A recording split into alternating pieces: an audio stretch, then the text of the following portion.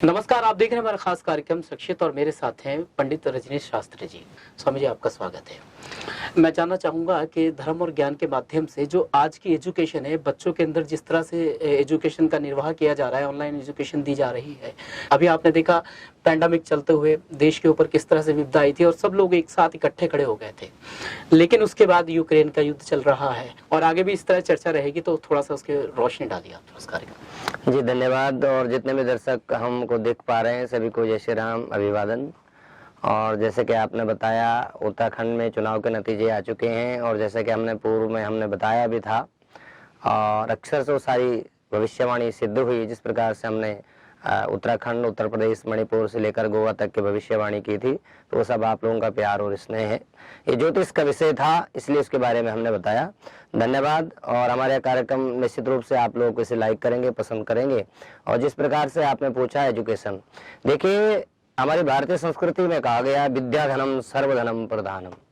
देखिए एक जो विद्या, जब हम पहले बोलते थे, एक बच्चा भी जब विद्या की कसम को खाने से बड़ा डरता था, तो वो जो अंदर से आत्मा से जो प्रेम, स्नेह, सम्मान उस विद्या के प्रति था, आज कहीं ना कहीं जब हम उसको एजुकेशन की तरफ लेकर चले, शिक्षा के लेकर तरफ चले हैं, तो उसका व्यापारीकरण हो गया है। विद्या से जो एजुकेशन में डेवलप हो गया, तो शिक्षा का व्यापारीकरण हो गया है। और व्यापारीकरण होने के कारण वो जो संस्कार हमारे अंदर थे कि त्याग और तपस्या के साथ काक चेष्टा को ध्यानम स्वान निंद्रा तदेव च अल्पहारी गृह त्यागी विद्यार्थी पंच लक्षण, ये 5 लक्षण विद्यार्थी के बताए गए थे कि उसको अल्पहारी होना चाहिए, कुत्ते की जैसी नींद होनी चाहिए, गृह त्यागी, गृह से प्रेम करने वाला नहीं होना चाहिए, स्वावलंबी होना चाहिए। ये सारे विद्यार्थी के प्रति ध्यान होना चाहिए। तपस्या थी, लेकिन उस तपस्या का आज जो देखने की दृष्टि है उसमें बदलाव आया है। यही कारण है कि शिक्षा का स्तर कहीं ना कहीं गिरा है, व्यापारीकरण हो गया है। देखिए अभी यूक्रेन रशिया का जो युद्ध हो रहा था, उसमें जब आज भारत में जिस प्रकार से अपना कूटनीतिक और राजनीतिक परिचय दिया, विदेशों में भी अपने मान को, सम्मान को बढ़ाया, और जब वहां से वो छात्र वापस आ रहे थे, अपने देश में आगमन कर रहे थे, तो कोई देश के लिए कार्य करने नहीं गए थे, लेकिन फिर भी जिस माता पिता के बच्चे उनको निश्चित रूप से दुख होता और सबको कुशल आना चाहिए था, वैसे हमारी प्रार्थना आराधना भी थी। लेकिन जब वहां पर रिसीविंग उनकी हो रही थी और भारत के गणमान्य जो व्यक्ति हैं, मंत्री लोग हैं, उनका स्वागत कर रहे थे, तो उनका जो एटीट्यूड था, उनका जो चरित्र चाल था, उसमें कहीं ना कहीं भारतीय जो संस्कृति, जो झुकने की, जो अभिवादन की है, उसमें मुझे कहीं ना कहीं कमी नजर आई। तो यह सब जो परिणाम आज देखने को मिल रहा है अपनी संस्कृति, अपनी सभ्यता से दूर होने के कारण। ऐसा भी तो हो सकता है कि जैसे वहां पर युद्ध चल रहा है और डिप्रेशन में बच्चे हों, तो कहीं ना कहीं इस तरह की सब रूढ़ी चीजें आ जाती हैं। लेकिन आपने बहुत अच्छी बात कही, जब शिक्षा का व्यापारीकरण हो जाता है, तो कहीं ना कहीं जो विद्या के तौर पे जो एक किताब के अंदर मोर पंख रखा जाता था, कहीं वो दिखाई नहीं देता, लुप्त हो गया है। तो धीरे धीरे वो सब चीजें प्लेटफॉर्म पे आना जरूरी है, तभी एक हम सक्षम भारत की बात कहेंगे। अच्छा, एक और बात बताइए, जो बच्चे आज के समय में एजुकेशन ले रहे हैं, जो शिक्षा ग्रहण कर रहे हैं, धीरे धीरे जब कोई बच्चा पढ़ लेता है तो माता पिता की ही अपेक्षा रहती है कि कोई डॉक्टर बने, इंजीनियर्स बने, तो बच्चों को किस तरह से इन सब चीजों के ऊपर अपना फोकस करना चाहिए, थोड़ा सा मैं ये जानना चाहूंगा। देखिए बहुत अच्छा प्रश्न आपने पूछा और मुझे लगता है, देखिए मनुष्य होना बड़ा सरल है, उसमें कोई कठिनाई नहीं है। ईश्वरीय आशीर्वाद होता है, आपको मनुष्य जीवन मिलता है। और वैसे तो दुर्लभ बताया गया शास्त्रों में, मानुष जन्म अनमोल रे माटी में न रोल रे, तो है तो बड़ा दुर्लभ, बड़ी बात है। ये मनुष्य जीवन है तो बड़ा अनमोल, खत्म नहीं करना चाहिए। हाँ, लेकिन मनुष्यता प्राप्त की जाती है अपने कर्मानुसार। मनुष्यता आप प्राप्त नहीं कर सकते कि कुछ जो क्रियाएं होती हैं वो समान होती हैं, इंसानों में भी, पशु पक्षियों में भी, लेकिन तत्व ज्ञान केवल मनुष्य योनि में है। और जो आपने भी बात रखी, बहुत ही अच्छी बात रखी, जब पहले लोग पढ़ते थे और उस शिक्षा को विद्या मानते थे, जब किताबों के अंदर मोर पंख लगते थे, जब अपने किताबों को जिल्द द्वारा बड़ा सजाया जाता था, रात्रि भर उनको संभाल के संजो कर रखा जाता था, तो कहीं ना कहीं वो जो चीजें बदल गई हैं। आज यदि हम अपने बच्चे को शिक्षा देना चाह रहे हैं, तो वो देख रहे हैं कि कौन सी शिक्षा से कितना धन कमाया जा सकता है, वो एक अच्छा इंसान बने, अच्छा व्यक्तित्व बने, उस पर हम सब लोगों का ध्यान नहीं जाता है। तो मैं निवेदन करना चाहूंगा सारे दर्शक जो हमें देख पा रहे हैं और जहां तक भी हमारा संदेश पहुंचे, हमें सबसे पहले एक अच्छे व्यक्तित्व का निर्माण करना होता है।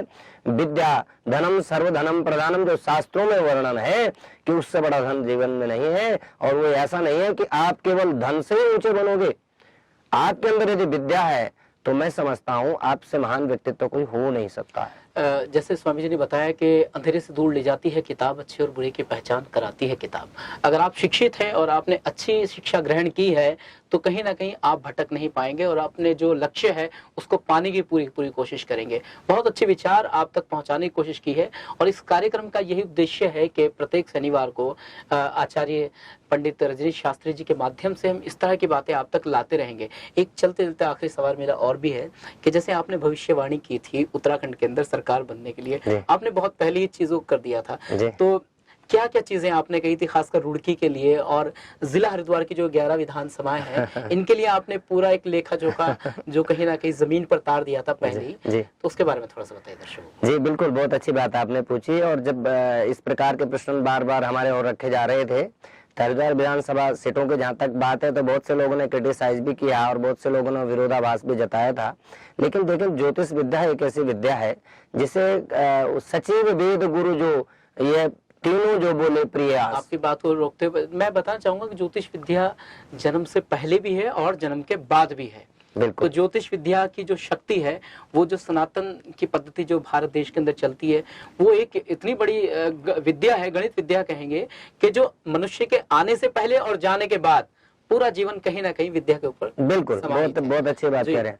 तो जैसे मैंने आपको बताया कि ये सब जो चीजें हैं ज्योतिष नक्षत्र की, उसको यदि एक्यूरेट कोई जानकारी वाला व्यक्ति है, जैसे ग्रहण होगा 2036 में, हमारे पंचांगों में पहले ही वो अंकित हो गया, तो बड़े बड़े भविष्य में जैसे यूक्रेन का युद्ध का बिल्कुल युद्ध का पहले उसमें उल्लेख मिलता है। तो ऐसे ही ज्योतिष है, जिस समय हम कहते हैं उस समय सभी लोगों को कई बार बुरी भी लगती है। जिसके पक्ष में कहा उसे अच्छी लगेंगे, जिसे विपक्ष में कहा उसे बुरी लगेंगे, लोग क्रिटिसाइज। फेल और पास का तो हाँ। जैसे दर्शकों अभी रिजल्ट्स आए हैं उत्तराखंड विधानसभा के, असेंबली चुनाव हुआ, उसके बाद 10 मार्च को रिजल्ट्स आए हैं। कहीं ना कहीं एक पास होता है तो एक फेल होता है, इसमें कुछ नहीं, जो फेल होगा वो दोबारा से तैयारी करेगा। बिल्कुल, बहुत अच्छी बात आप कह रहे हैं। तो जिस प्रकार मुझसे पूछा गया था विधानसभा सीटों को लेकर के, मैंने पूर्व में कह दिया था। और यहाँ पर कई लोगों ने ये कहा था कि किस प्रकार आप हरिद्वार ग्रामीण में अनुपमा रावत को जिता रहे हैं, वहाँ से कद्दावर नेता है, यतीश्वरानंद जी मंत्री हैं। लेकिन हमने अपनी भविष्यवाणी के आधार पर ये कहा था अनुपमा रावत वहाँ से जीत रही है। रानीपुर के लिए कहा था हमने, खानपुर के लिए कहा था, बहुत सारी जगहों के लिए हमने हरिद्वार में जो 100% लगभग सही निकली है। तो मैं धन्यवाद देना चाहूंगा, ईश्वरीय कृपा है, वो कृपा बनी रहे और सबके हित में ज्योतिष से किसी के ये बुरा नहीं करता है। जीते हुए प्रत्याशी को मैं हार्दिक शुभकामनाएं देता हूं। और जो लोग थोड़ा पीछे रह गए किसी कारणवश, तो संयम रखें, आप निश्चित रूप से आगे बढ़ेंगे। इसी प्रकार से संतों का आशीष आपको प्राप्त हो, ऐसी कामना करते हैं। ये थे हमारे साथ हमारे उत्तराखंड के प्रसिद्ध ज्योतिष आचार्य पंडित रजनीश शास्त्री जी, जिन्होंने बताया कि जो कुछ पीछे रह गए हैं उनको फिर से दोबारा से मेहनत करनी होगी और कहीं ना कहीं जीत हार ये तो जीवन के अंदर चलता रहता है। जब जीवन दिया है तो बुखार भी होना है और जब जीवन दिया है तो दवाई भी देगा वही।